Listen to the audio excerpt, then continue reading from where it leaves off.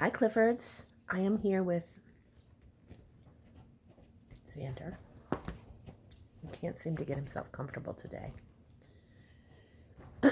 He's going to ignore us now. That's fine. Whatever. He doesn't hurt my feelings. I am here today to read to you the first part of our next book, which is called My Awesome Summer by P. Mantis.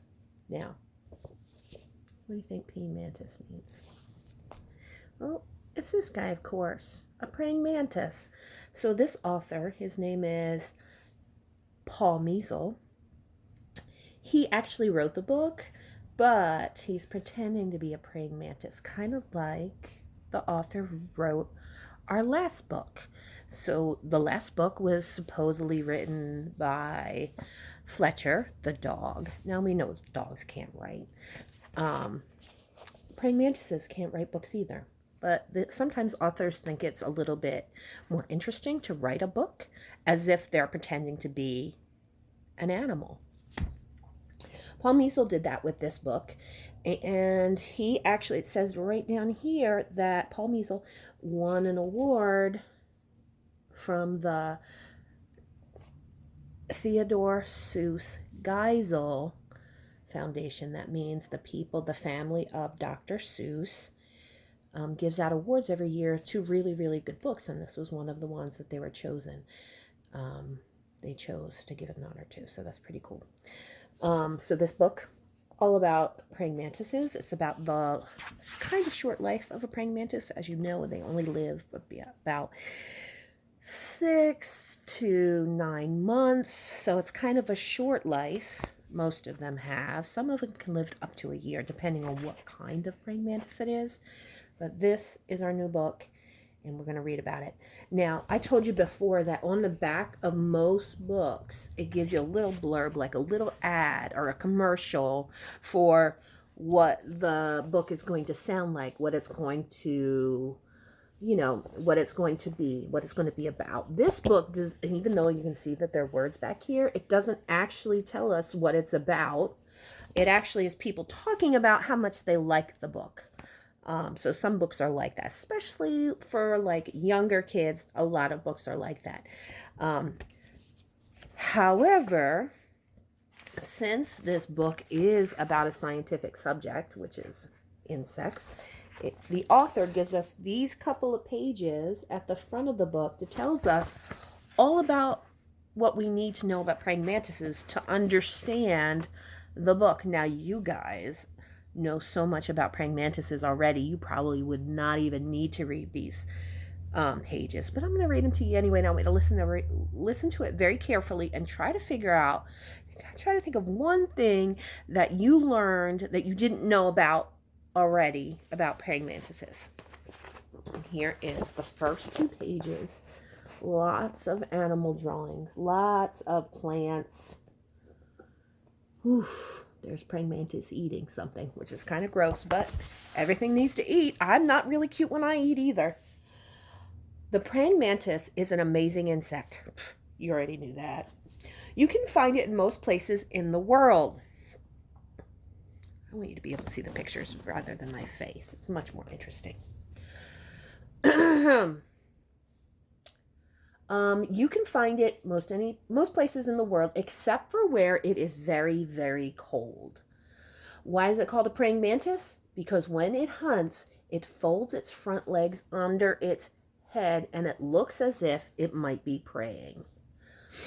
This is he's saying right here. You see that? He says, just a little bit closer. I want to know if he's looking at that butterfly. Anyway. Praying mantises didn't always live in the United States. P. Mantis, the praying mantis that lived in the author's yard in Connecticut and inspired this book, was related to mantises that came from China to Pennsylvania more than 100 years ago. Oh, look. What? They came to where? Pennsylvania. Adult mantises eat just about anything they can catch. That means that live insects like flies, moths, crickets, mosquitoes, grasshoppers, spiders, and other mantises had better watch out. you already knew that they eat all of those things. Even small animals such as frogs, mice, and birds become a meal for a mantis. The big ones, right, when they're fully grown. How do mantises catch their prey? They use their lightning-fast front legs called raptorial legs. Ooh, that's a fancy word. Raptorial. That's these two up here. You can see they're spiky and they're very powerful looking. These legs have rows of sharp spines that hold prey tightly. Praying mantises use camouflage to hide from predators. Color is one type of camouflage. Praying mantises are usually brown or green. The ones around us are mostly brown and green. But they can also be white or pink or yellow. They also sway or rock to look like a leaf or a stick blowing in the wind. So they sit there with their, and then they go like this. Because if they stayed still and it was a windy day, the other insects would be able to see them right away. But if they sway and they look just like a leaf, like everything around them, they're a little bit more camouflaged. So that's kind of interesting. Oops, Miss Helen's dropping things. So I'm going to read to you the first 2 pages of this book. First 3 pages, maybe 3 pages. May 17th, that's 2 days after Miss Helen's birthday. I was born today. It's a beautiful, sunny spring day. And there's our praying mantis right there. Cute, right on top of a flower. Not so camouflaged there. May 18th. It was so crowded in that egg case. Really, really crowded. Me and around 115 praying mantises, brothers and sisters. So here I'm going to show you the pictures real close up. Can you look at all those praying mantises?